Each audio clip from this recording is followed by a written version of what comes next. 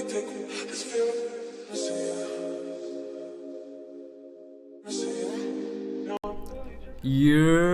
What's up, Giants fans, Hub watchers, YouTube subscribers, Twitter and Instagram followers? It's your boy Noname coming at y'all with a OTA, or in this case now mandatory minicamp video, days 1 and day 2 recap. Now I'm just gonna explain real quick what it is. The last, I believe, like 4 practices that are technically OTAs are now under the mandatory minicamp thing, which is basically, it's a smaller roster than what OTA started out with. It's mandatory. Everybody has to show up unless they are excused for medical reasons. So the most notable people that are out, at least for the first day, were Evan Ingram, Mike Remmers, Nate Solder. Our 2 tackles obviously out because of their surgeries. Evan Ingram out because of strained muscle or something like that. And a couple other guys were out. In terms of roster moves, we cut outside linebacker Jeremiah Harris and signed outside linebacker Keon Adams, who was a 7th round pick by the Steelers in 2017. Not really much I got to say about them. I don't really think they'd have too big of an impact on the team. These are guys that are most likely depth players after all. In terms of standouts today, 2 main ones, the defense and Daniel Jones. I'll talk about the defense first before I get to Daniel Jones, because the defense as a whole, as the OTAs have been rolling on and now as minicamp begins, it's been like a slow build-up, a slow progress, but the defense as a whole has been getting a lot of good attention. Today specifically, it was like getting interceptions or getting tipped passes, just basically everybody's trying to get their hand on the ball. One of the first plays was BJ Goodson, our inside linebacker. He read a pass from Lauletta that was supposed to go to Sterling Shepard, but BJ Goodson stepped into the lane for an interception. We've seen him do this multiple times during the season, just this past and seasons before. He seems to have really good games during a primetime schedule, which is weird, but he always shows up then and almost never shows up anywhere else. He's a player that's average at best and has flashes, and this is one of his flashes that he has. Another one was Eli had a pass to Rhett Ellison and BJ broke it up. In general, BJ has been doing pretty good with interceptions, getting his hand on the ball. We've seen this from him before during mini camps and other summer training activities. Hopefully he could maintain what he's been doing for the past couple of years. I don't really expect him to make a jump. I think we've seen him at his ceiling, which isn't bad. He's a great depth player, a good backup to have. Staying on the topic of Eli, there was another interception from him by Antoine Bethea. I think it might have been deflected, but I'm not sure. But the reports say Antoine got the pick, and then Shepard went up against him, caused a fumble and recovered the fumble. So it's almost like 2 defensive plays in one. I love to see it when the receivers try to get back on the hustle, try to get the ball back. We've seen Shepard done this multiple times. He's great at doing things other than catching. He's really good at chasing after any stray balls. He's really good at blocking for Saquon. We've seen that multiple times last season. One of the plays that really come to mind was Saquon's first touchdown run against the Jaguars. One of the main blocks was on the outside. Shep, I forgot who he was going up against, but if that block didn't happen, Saquon would have not made it to the outside and burst down for what was it, like a 67-yarder. But just in general, Sterling Shepard has been really showing that he's stepping into the role of the leader of this team and trying to fulfill what Odell left. I think they're going to make it up in production. I think he's going to do a better job than Odell in terms of leadership, and that's not a slight at him, at Odell that is, that's just that more so praise for Sterling Shepard. Grant Haley, our undrafted our undrafted slot corner from last year, who really came on. Like I said in a previous video, he was ranked the 2nd best rookie cornerback by Pro Football Focus last year, only behind Denzel Ward, who was the 4th pick in the draft. But Grant Haley, he's really been battling to keep his starting position at slot corner. We haven't really heard much about Julian Love making any noise with the first teams during his first team reps. We know he's been getting first team reps, but so far it seems that Haley is hanging on well. Today he knocked away a pass from Daniel Jones. He's been getting his hands on the ball. He's trying to disrupt the offense and all that. Seems to really be trying to hold on to that spot. I'm not sure who's going to come out in the end as the winner with this. Honestly, I wouldn't be mad if Haley stays the starter, but I wouldn't be surprised if Julian Love makes it on there as a starter, just because of where we drafted him, what he's done in college, and the expectations for him. Another cornerback that we drafted, or the cornerback that we drafted, DeAndre Baker. He was there again. This time he was playing opposite Janoris Jenkins. We've seen him line up a couple times opposite Jenkins, although he's really been splitting reps with Sam Beal, who is also doing a really good job of trying to keep his spot on the roster. That's another battle I'm interested in seeing how it plays out. I do think Baker would win out in the end, but at the same time, I want to see what Sam Beal has to offer. At this point, it's looking like a wasted pick if we get nothing out of it. A wasted compensatory pick. That's a difficult word to pronounce. Yeah, that's a really difficult word to pronounce. If any of y'all know how to do it, put it down below. But Baker, he's been doing really good. He got his hand on the ball. He had a really good play on a slant route for Shepard. He beat him. He knocked the ball away. But then, I guess in a play, the football gods decided that this is for the offense. He knocked the ball straight into Golden Tate's hands. But it's still nice to see that he's getting out there, getting reps, and like I said, just being a lockdown corner that he is.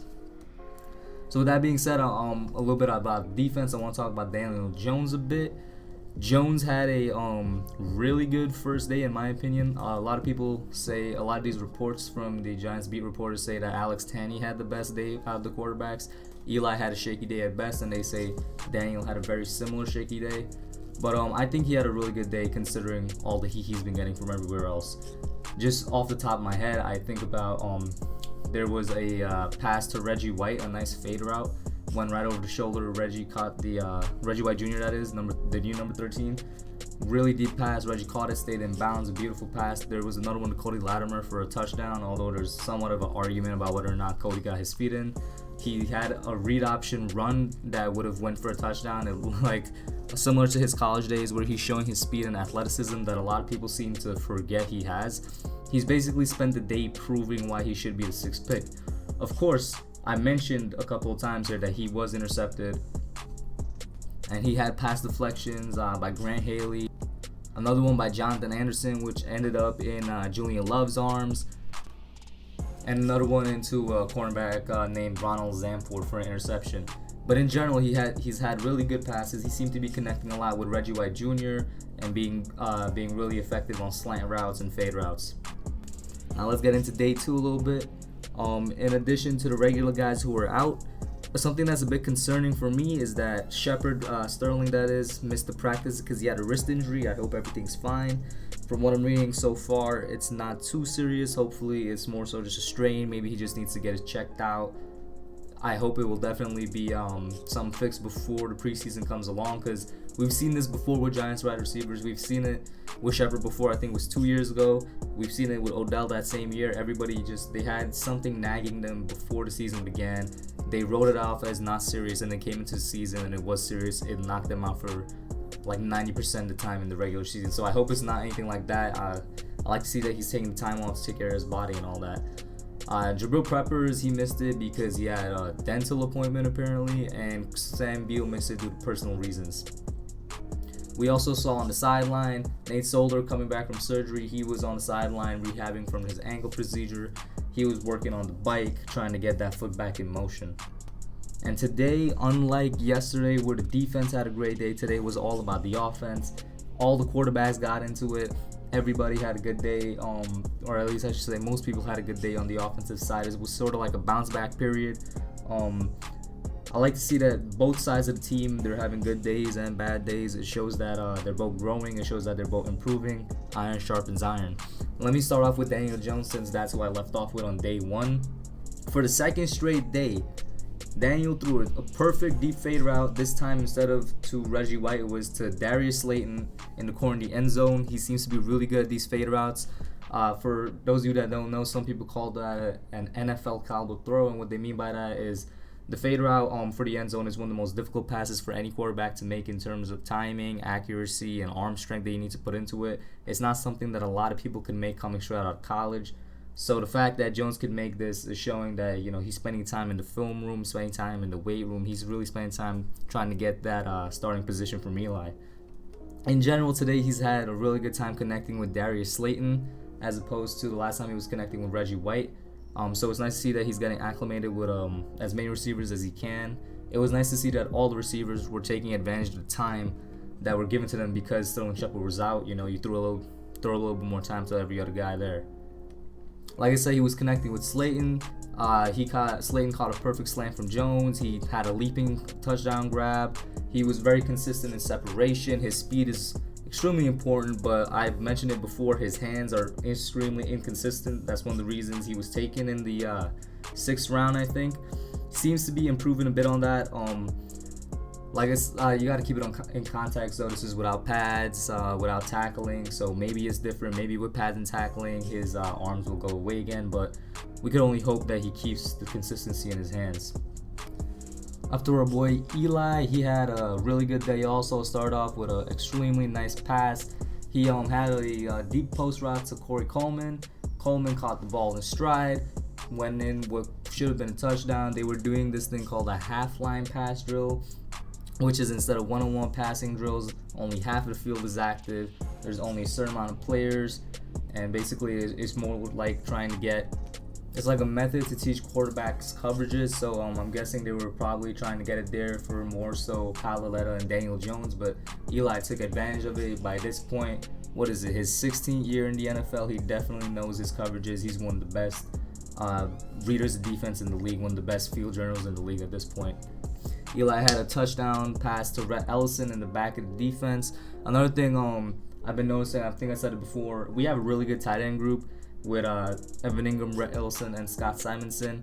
Rhett, he is a bit overpaid, but he's extremely undervalued in terms of his catching ability. Everybody looks at him as a blocking tight end, but he showed last year and the year before that he could really catch and move the ball. That third spot is really being battled out right now between Scott Simonson and one of my favorite undrafted players in CJ Conrad, who also had a good day. He had a touchdown from Alex Tanney during the red zone drills, and he had a one-hand catch on the sideline. So, I mean, that tight end group is looking real nice. Scott Simonson, as I mentioned before, he had a good leaping catch up and down. Like, besides Evan Ingram, people really think on the surface, like, it's just Evan Ingram and nobody else. Nah, after that, we got guys who can catch and block. And Ingram is also in the weight room trying to build up muscle so he could get into the blocking scheme too. So, I like the way the offense will be rolling with our tight ends. For the first time in a long time, we got guys we could rely on. Next guy I want to talk about is the face of the place, Saquon Barkley. I can't mention quite enough how on the field and off the field this guy is the perfect giant. He's really just like Sterling Shepard. I would say even more so, stepping into his leadership role, because even in his rookie year he was thrown into it. During practice today, he was having some nice playful talk, some banter with DeAndre Baker, who was meant to be on coverage of him during a run play where Saquon could have bounced outside for a run, but during these OTAs, since there's no tackling, you have to do what is basically a fake tackle, and Baker did that. Saquon basically told him, be ready to do that to me during a real match, So it's nice to see that that's showing up that he would like that to see up in a real scenario. I like to see that this guy, like Saquon, is really just trying to connect with everybody, you know? He's really just like trying to bring up the rookie players, trying to give them advice, trying to help them develop. I mean, who else better can you learn from on that team? The leadership roles right now are filled in by a bunch of young guys, but they're young guys that have been like exposed to a lot of scenarios in the NFL. There's only really one main veteran, of course, being Eli, and then you just have a lot of young players that know how to fill their shoes well and just play the role that they play. Barkley, as we know, is a great receiver as well as running back, so we had him out there in the slot also during practice. One of the main plays, he was up against Lorenzo Carter, who I hope would have a big year this year in terms of sacks. Of course, though, Saquon, with his incredible speed, beat him on the route and caught a pass that would easily have went for a touchdown if they were allowed to run it all throughout the end.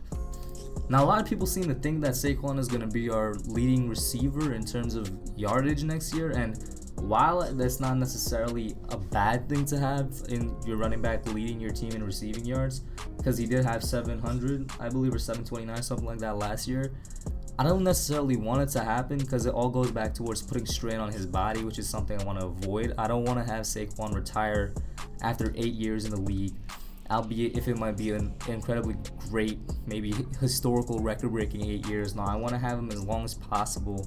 I know he's one dude that's really into taking care of his body, very similar to like LeBron in the NBA. Saquon is really all about his body and health, and I know that's gonna help prolong his career, but I don't want to do to him what the Cowboys did to DeMarco Murray and run him into the ground. And in addition to it, now we're gonna run him into the ground via the pass also. I just want to keep him as long as possible. You know what I'm saying? It's literally his second year, but the fact that I'm already thinking about this shows you guys how much we're probably gonna use him this upcoming season. But yeah, guys, that's all I got for y'all today. Sorry for the latest upload. I actually lost track of the days. You know, and I think I need more sleep. But I actually lost track of the days. I really thought today was Tuesday.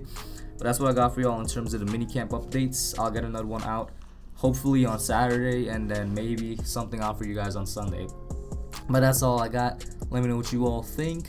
Which one do you like better, offense or defense? Who you think is going to surprise you the most in this upcoming season? Let me know down below.